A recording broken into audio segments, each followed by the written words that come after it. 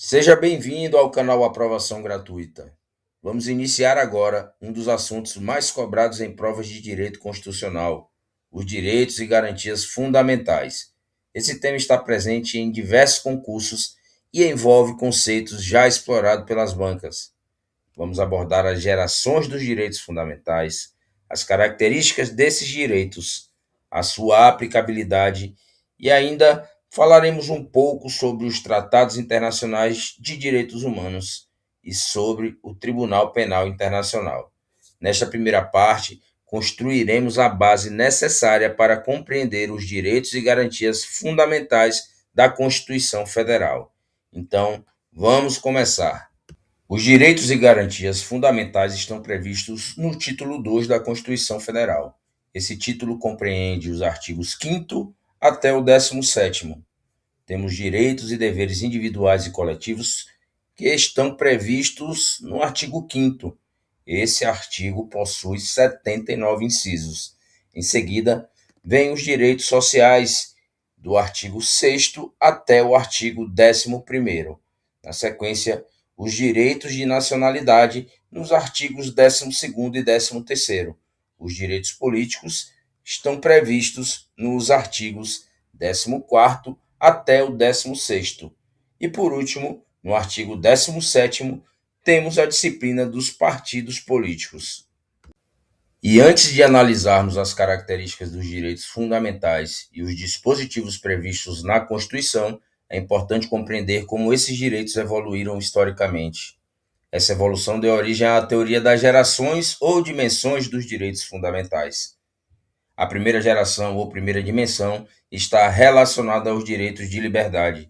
São direitos que buscam proteger o indivíduo contra interferências indevidas do Estado. Como exemplos, temos os direitos civis e políticos. Este período foi marcado pelas revoluções liberais do século XVIII. Aqui temos as declarações americana, de 1776, e francesa, de 1789. Nessa dimensão, os direitos são negativos, exigem um não fazer por parte do Estado. Já na segunda dimensão, aparecem os direitos sociais, econômicos e culturais, estando relacionada à igualdade material.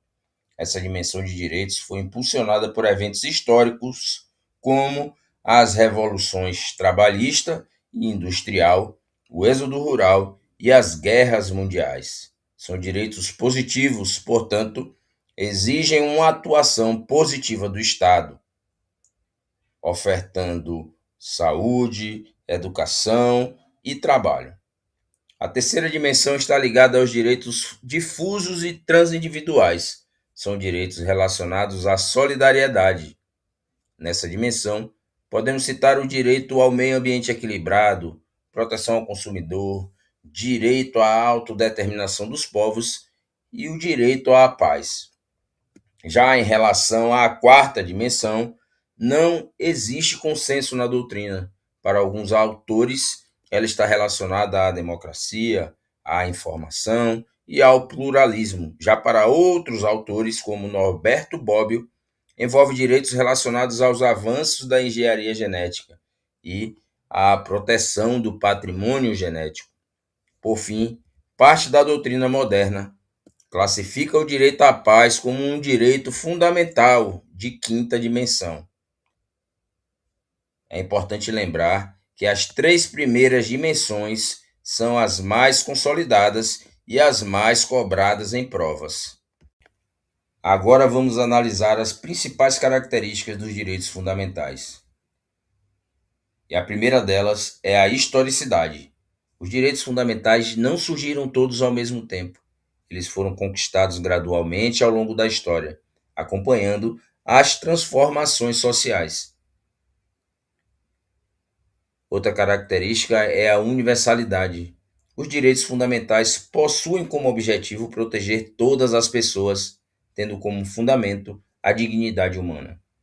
Temos também a limitabilidade ou relatividade. Esse é um ponto muito cobrado. Os direitos fundamentais não são absolutos. Vou repetir: os direitos fundamentais não são absolutos. Em situações de conflitos entre direitos fundamentais, será necessário que o juiz realize a ponderação, considerando a Constituição, suas emendas e as leis, para verificar qual direito deverá prevalecer, naquele caso concreto, buscando a máxima efetividade e a mínima restrição. Por exemplo, a liberdade de expressão não autoriza ofensas à honra e à imagem de outra pessoa. Outra característica muito importante é a irrenunciabilidade, que indica que, em regra, a pessoa não pode abrir mão da proteção conferida pelos direitos fundamentais. Também podemos citar a inalienabilidade, ou seja, os direitos fundamentais não podem ser vendidos. E outra característica muito importante é a imprescritibilidade, que significa que o não exercício de um direito fundamental não provoca sua perda pelo simples passar do tempo. Também merece destaque a proibição do retrocesso, segundo a qual, em regra, conquistas fundamentais já efetivadas não podem ser arbitrariamente suprimidas pelo Estado. Por fim, temos a não taxatividade. Os direitos fundamentais formam um rol exemplificativo, sendo que os princípios e tratados funcionam como cláusulas de abertura material. Agora é fundamental fazermos duas distinções que despencam em provas. A primeira é a diferença entre direitos e garantias. Os direitos possuem natureza declaratória, ou seja, declaram a existência de um bem jurídico. Já as garantias possuem natureza assecuratória, servindo como instrumentos para proteger esses direitos. Toda garantia é um direito, mas nem todo direito é uma garantia. E a segunda distinção é quem são os titulares desses direitos. A Constituição e a jurisprudência do STF reconhecem que são titulares os brasileiros natos e naturalizados, os estrangeiros residentes e também os de passagem, além dos apátridas. E atenção, as pessoas jurídicas, sejam públicas ou privadas, também são titulares de direitos fundamentais naquilo que for compatível com a sua natureza. A Constituição Federal também permite o reconhecimento de direitos fundamentais previstos em tratados internacionais. O artigo 5º, parágrafo 2º, estabelece que os direitos previstos na Constituição não excluem outros decorrentes dos tratados internacionais dos quais o Brasil faça parte. Para o Brasil fazer parte de tratados internacionais de direitos humanos, é necessário que esse tratado seja incorporado ao ordenamento jurídico brasileiro, mediante a aprovação no Congresso Nacional. Esses tratados serão equivalentes às emendas constitucionais quando forem aprovados em cada casa do Congresso Nacional, em 2 turnos e por 3/5 dos votos dos respectivos membros. Portanto, um tratado de direitos humanos aprovado por esse procedimento possui status constitucional. Para finalizar esse ponto, é importante diferenciar as situações. Os tratados internacionais comuns possuem, em regra, status de lei ordinária. Os tratados internacionais de direitos humanos aprovados pelo procedimento do artigo 5º, parágrafo 3º, após a emenda constitucional 45 de 2004, possuem status constitucional. Já os tratados internacionais de direitos humanos aprovados sem esse procedimento especial ou anteriores à emenda 45 de 2004 possuem, segundo o entendimento do Supremo Tribunal Federal, status supralegal, ou seja, estão acima das leis ordinárias, mas abaixo da Constituição.